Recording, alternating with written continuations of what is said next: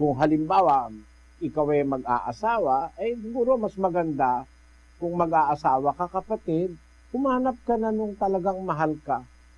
Sabi nga nung lola ko mag-asawa ka, kung mag-aasawa ka, yung mahal ka. Hindi mahalaga yung mahal mo, sabi niya.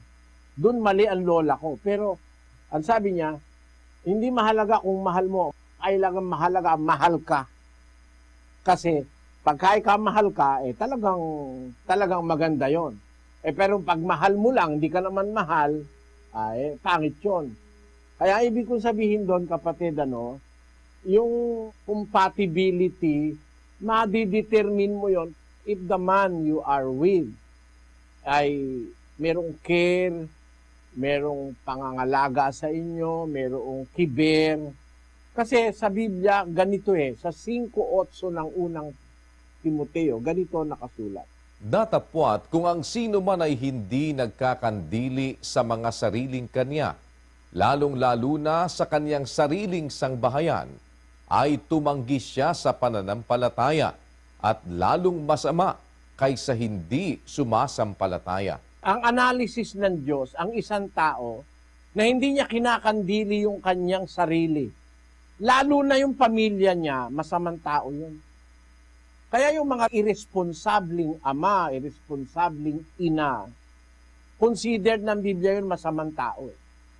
Pag hindi nagpapahalaga at nagkakandili sa kanyang sariling sambahayan. Kung wala kang makitang sa asawa mo ngayon o sa kasama mo ngayon na feeling of belonging o feeling of caring para sa sambahayan, delikado ka. You might as well spend the rest of your life in agony. Kaya, yung marrying, if you are marrying someone, you have to consider also the rings that goes with it. Sabi nung nabasa kong isang katatawanan. Yung pag-aasawa na maraming rings.